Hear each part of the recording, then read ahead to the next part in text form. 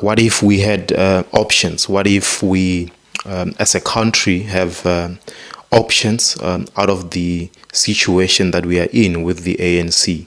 The upcoming elections on the 29th of May is a very important and critical time in South African history.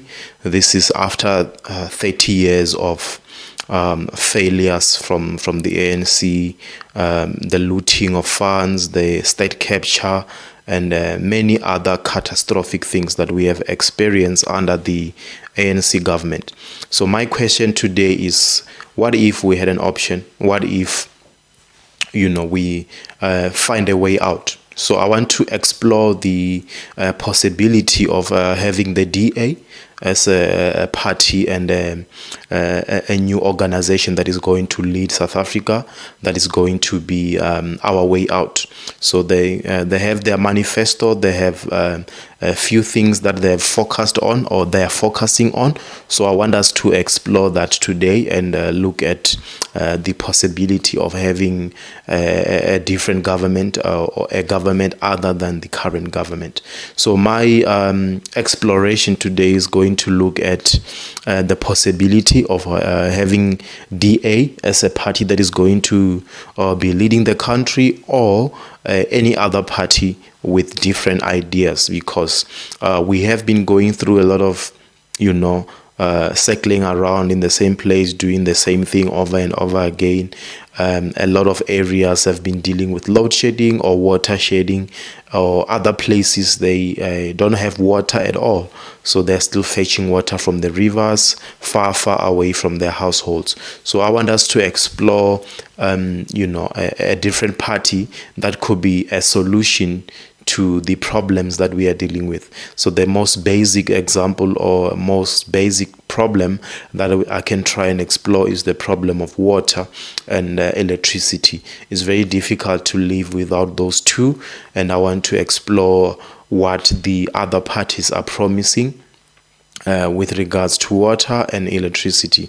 So let's look at the DA and what their manifesto says about water shedding and load shedding. So they have a plan, they have things that they promise to do to try and solve this problem. So I want to explore that. So when you look at the manifesto of the Democratic Alliance, it focuses on a few things, and one of those things is the healthcare, and then you look at the problem of load shedding or energy generation and distribution. They have very bright ideas when it comes to what they plan to do with the issues we are having at Eskom and load shedding all across the country. So they also put the water crisis amongst their pillars, their focus areas. So I want us to look at that. So today, I'm trying to put this proposal before you to say that what if we could have John Steenhuisen as the next president of South Africa, and obviously the DA are not going into this election without any hopes of winning. They are going this with all intentions of winning, and if they turn out to be the winners, they have things that they have put in place to say that this is what they are going to do. So I will sort of put that in comparison or in contrast with the promises of the ANC, promises of the EFF, and other parties with similar principles and similar ideas like the ANC. So the reason I'm saying that is because when you compare the DNA of politics in South Africa, is characterized by being on the left or being on the right, being a party that is focused on privatization, and parties that are focused on nationalization or communist ideas. So with the DA being the total opposite of what the ANC believes in, we have to put them in contrast, parallel to each other, and see the benefits, the pros and the cons of each system. I'm putting the ANC, the EFF and the MK party on the side of the left, because these are parties, even though the ANC is not very much radical or far left when it comes to the principles that they believe in. But then we have the EFF, which is very much far left. It's a party that is promising, radical economic transformation. They are a party which has been based upon things like land expropriation, free education, and things of that nature. They have many principles like the nationalization of mines, forming of a state bank, and as we have seen recently with the new MK party that have just recently released their manifesto, their principles are even more radical than what the EFF is promising. Their principles are more, radical and more far left. They are focused on a lot of things that are total opposite of what I'm presenting or what I'm pulling out of the manifesto of the Democratic Alliance. So I'm going to put the case forward of the possibility of having the DA as the governing party, because whether we like it or not, it might happen. It might happen that they can win on their own, or they may go into this with the backup strategy of falling back on the multi-party charter. This is the agreement between the DA, the Action SA, the IFP, and other parties alike. So these are parties that are coming together, and by the way, most of them are white-led parties, and they have far right or principles that are based on private capital, privatization of state-owned businesses. These are ideologies that are very much opposite to what the other major black parties are focused on, predominantly black, I mean. So when you look at the ANC, the MK party, the EFF, and maybe other smaller parties that may have similar ideas to I may put the ATM there. As you have seen, maybe if you've been watching, the fact that the ATM, African Transformation Movement, is very much affiliated with the EFF because they share some of their ideas. Similar to the MK, they have an emphasis on trying to integrate traditional leaders, your kings, your queens, and tribal councils and organizations of that nature into ruling and leadership structures of the country. So if you were to get the ANC, the MK party, and the ATM, or maybe potentially the EFF, they share similar ideas when it comes to that, whereas the DA on the other side are totally opposed to the idea of nationalization, the idea of working with tribals. They are more European, based or Eurocentric party. They are. I'm going to explore also the fact that who is the profile of a DA supporter. I'm going to profile who is the person that may gravitate towards the DA. So if you look at their principles, they are more Eurocentric, more capital-centric. So they are focused on people who are able to have capital, and they have very little promises for the poor. So that's what I'm trying to put forward as it pertains to the DA. So I'll also touch on the fact that besides the fact that they are advocating for the privatization of Eskom or the debundling of Eskom, and also they are opposed to nationalization of land, having the state as the owner of land, state-owned bank, ideas such as those. The DA is opposed to that.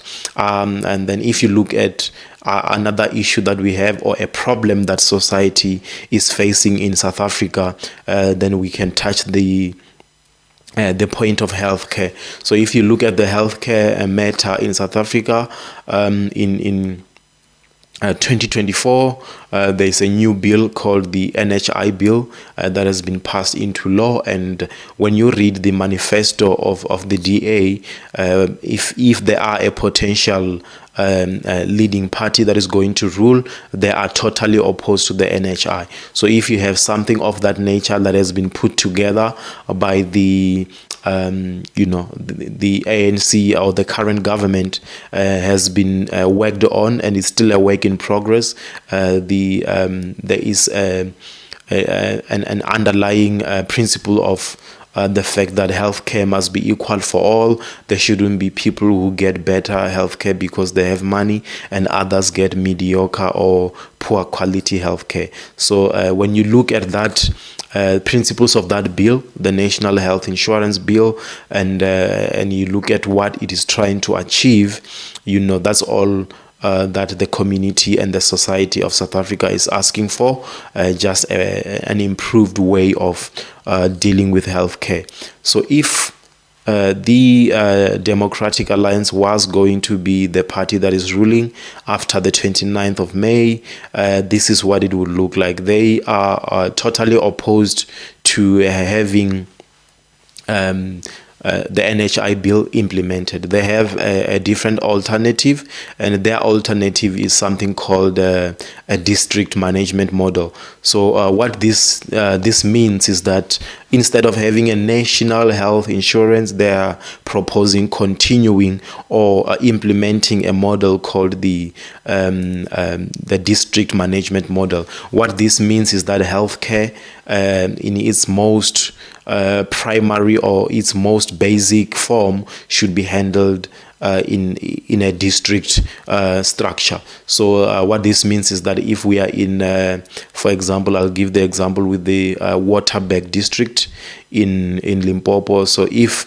the DA is to be in power, what they're saying is that the Waterberg district, for example, and all the other districts in South Africa, municipalities, like the Waterberg district in Limpopo, there are 44 or more than 44 of these districts across the country. So they are saying that the healthcare in its most basic form is going to be handled, and also delicately handled on a district level. And that's what they are saying. They are saying that do not disrupt the current private structures, the medical aid schemes, the health insurances, the private institutions, and so forth and so forth. So that's what they are saying, that if they were to be in power, the landscape of health will be totally different to what is proposed by the ANC, supported by the MK, and also supported by the EFF. That's what the DA is saying. So bear in mind, if you are going to be considering voting for the DA, that's the type of healthcare and type of ideologies that you are going to be dealing with, or you are going to be subjected to. So that's what I want to present to you, to a case of saying if the DA was to be the ruling party, that's the type of principles and implementations that they are going to be bringing, the district management model when it comes to healthcare. So that means that every healthcare matter will be handled on a district basis. So, and then this brings me to the question of there are people who are entertaining the idea of scrapping the provinces, to say, why do you need provinces if you have local government? If you have local government, you have national government.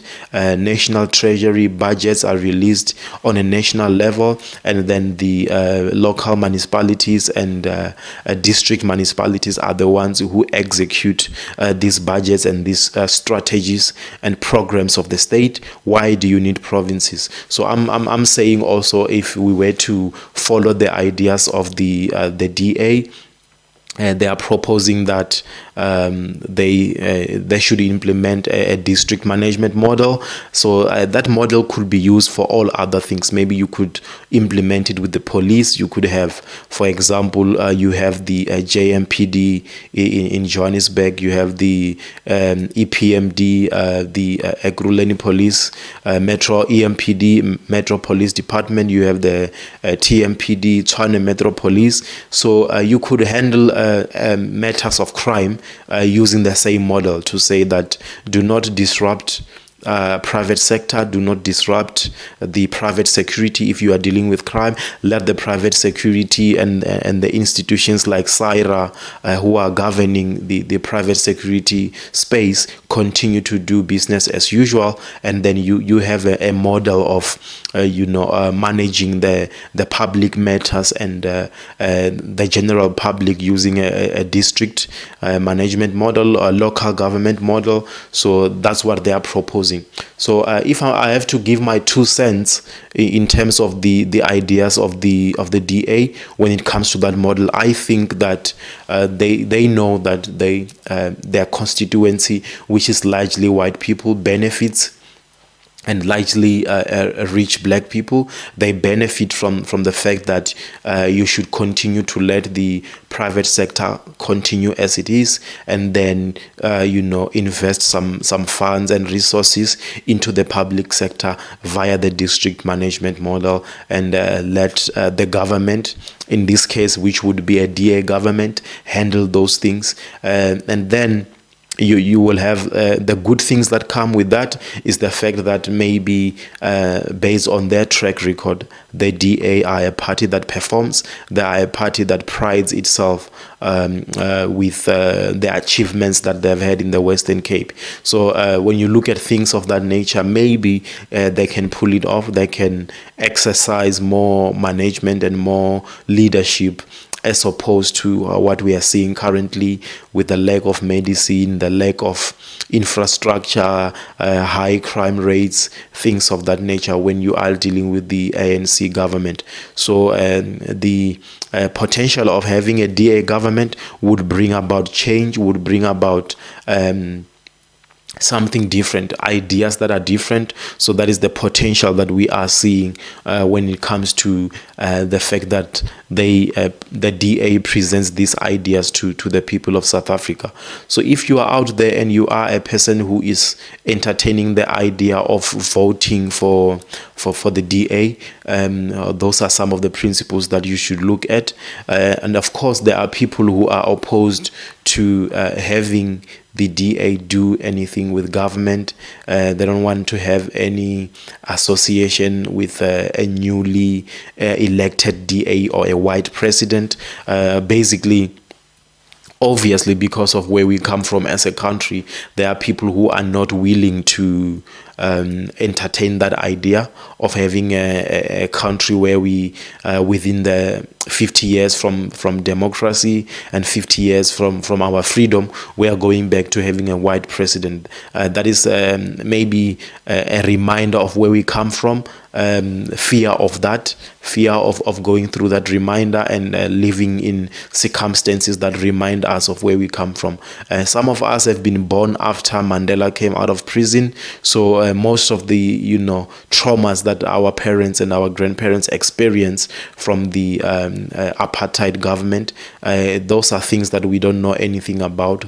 We just heard from the news or heard from storytelling and the archives that have documented what has happened in those times. So there are people who don't entertain those ideas, but you also have another class of people or another generation which has no idea at all what the DA and the National Party and all white-based and white-led parties have done. The parties like Freedom Front Plus and the DA and other parties of that nature. So if you look at the Multi-Charter Party, which are parties which are supporting the DA and in agreement with the DA, those are mostly white parties except for the IFP and the Action SA. So now you are looking at like-minded parties that are having ideas of ruling together or opposing the potential of an ANC and EFF government, or potentially coalition with the MK. So when you look at things like that, there are people who are not in support of this at all. There are people who are saying that they are not in favor of a government too soon. It's too soon to be having a government led by the DA. So those are some of the reasons why I think the potential of having a DA-led country, it's still a bit, too early for that to happen. So moving on, there are issues that the ANC, the EFF, and the MK and other parties like the ATM, there are issues or things that they have common grounds on. There are things like social grants and the food security in the country, issues like land. There are some minor differences, but in principle, these parties, they sort of go in the same direction or have same beliefs when it comes to having land expropriation, nationalization principles, and then if you are to put this in contrast with the DA is totally opposed to anything to do with nationalization. Anything to do with having a society that depends on national grants or pensioners grants and things of that nature. And there are some parties in the multi-charter party, that multi-party charter, of course, that are in support of the grant, but not heavily or not too dominant like the beliefs of the ANC and the EFF and the MK party. So what does the DA say, or what ideas do they have when it comes to social security and supporting the poor? So if you look at the fact that South Africa is predominantly black. About 85 of people in the country are black people. Most of them are unemployed. You have about 70% of young people who are eligible to work. They're not working. They're not employed. And you have majority of people in the rurals, they don't have jobs. They're depending on the social grants. Some of them are heavily dependent on the SRD grant since COVID. So if you are to look at something like that, and you are potentially considering having a DA-led government, you are to be prepared for the fact that you are going to be subjected to not having grants and having a party that is saying that their government is going to be based on skills development, which is a positive thing. We are not against skills development and education and equipping our brothers and sisters who are not working with skills that are necessary to get into the job market. So if you are to look at those promises of the DA and the principles that they are having, then you are to be prepared for a country that will not rely on grants, on things that are cash based. You are going to be looking at the potential of getting out there, working for a living, making your own living, and participating in the economy. They have plans to stimulate the economy. Of course, they don't want to nationalize anything. They want to continue and maybe expand the participation of private sector. So when you look at what they are proposing, they have this thing called the Youth Employment Opportunity Certificate. Is a youth certificate that is going to be preparing the youth for jobs, preparing them for participation in the economy, and once they are awarded this, they are considered ready for employment. And the DA is saying that this is their plan for that. They're going to be focused on building skills and training centers and programs that are focused on building the youth and giving them this certificate that certifies that this person is ready for employment. This person has been trained. If it's technical work, they are ready to do technical work. But if you look at the current status quo, the South African landscape of jobs and the unemployment crisis that we don't have lack of certificates. Many people have certificates.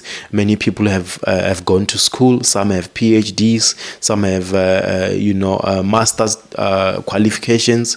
Some have diplomas, advanced diplomas and big techs, but they are still unemployed. So I think if I have to mention that is to say that there are a lot of opportunities that most black people are not able to afford. They're not able to participate in those opportunities even with the qualifications. So when the DA has a plan, an action plan with steps that they are going to take to make sure that the South African people and the South African youth are enrolled in participating in the economy. That is a good plan. It's a plan that can potentially shift things and bring something different. So if you are somebody who is considering voting for the DA, those are some of the things that you can look at.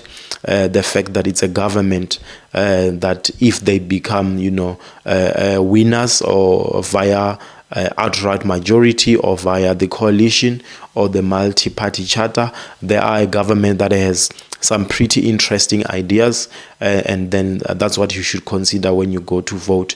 And you shouldn't look at the DA policies and manifesto in isolation. Try and look at this and compare it with what the other parties are saying, and also bear in mind that whatever happens on the 29th, once those results come out, we are all subjected to what is to happen after. Whether we voted for the party that is going to rule or not, we are all going to be subjected to it. So everybody who is going to vote or not going to vote at all, we are all going to be subjected to the ideas of a party that will win. And the people who support that party, it's all in their hands. If you support the ANC again, and then you want the country to continue for the next 5 years under the same principles, under the same management style and leadership style, that is the type of that is the type of circumstances that the whole country is going to be subjected to, regardless of whether you voted or not, whether you voted for them or not. Whatever happens will affect everyone in the country, just like we have been subjected to in the past 5 years. We've been subjected to this kind of government, and I think we are sick and tired of keeping quiet and sitting down and believing that things are going to change. That is the meaning of insanity, doing the same thing over and over and expecting a different result. So I think we need change. Whether or not the DA are the ones who can bring that change, it still remains to be seen once the voting comes. So I believe we all ought to go out there and vote for a party that we believe can bring results. There are a lot of parties that are contesting these elections. You have your top 10, and then you have many more parties. You have independent candidates, and according to the stats, we have about 360 parties that are contesting this election. But to be honest, let's be realistic. It's only going to come down to the top 5, which will be your ANC, your DA, your EFF, and then you have your Freedom Fund Plus. And then you have your RFP, the UDM, the Good Party, parties that have a land, have a grab on the land, have a grab on the hearts of South Africans in the past 5-10 years. These are the parties that have been prominent, and people have been supporting these parties. So I think let's all support these parties, knowing that we are supporting a change, where we are looking at a change with the new government. As soon as the voting is done, there is going to be a leader who is going to be leading the country, whether that be the current president or a new president, or there is going to be a coalition maybe. That still remains to be seen. So we are going into this election with a lot of opposing ideas coming to us, different promises, but at the end of the day, whoever gets the most votes is going to win, and whoever makes more sense to the people of South Africa, they are going to be the government that is leading. So there is that potential. So in conclusion, when I'm closing, I want to say that politics in South Africa, they're not complicated. We are complicating them because there is just so much saturation of the market, saturation of the landscape of politics with a lot of parties. How can you have 369 options going into these votes, and when you only have 400 seats in parliament? Are you saying that all these parties deserve a chance to be representing us in parliament, or what are we saying by having 369 parties? And I'm thinking in the next 5 to 10 years we might have more than 500 parties if people keep on starting new parties, and we keep on having things of this nature. We keep on having new legislation that relates to elections. More and more independent candidates are going to prepare themselves for even the next local elections and the elections that come after these ones. 5 years from now, we might have more than 500 parties and 500 candidates. So the landscape of South African politics is not complicated. Let's not complicate it. Let's look at the fact that we have leaders who have been working together. They've been in partnerships together with each other, and some have been given chances, some have yet to prove themselves. So let's look at people who can actually do the work, who have the support to go and do the work, and let's invest in those parties. I think it's the top 4, and you can extend it to the top 10, and you have other potential new parties that, if given a chance, I believe they can do something special. So let's all go out and vote on the 29th. Let's go and all do what we can to bring change to South Africa and the politics that are in charge of leading us. So this is the discussion that I wanted to have for today. Thank you for listening. Thank you for tuning in to the Good Podcast with ET. Until we meet next time.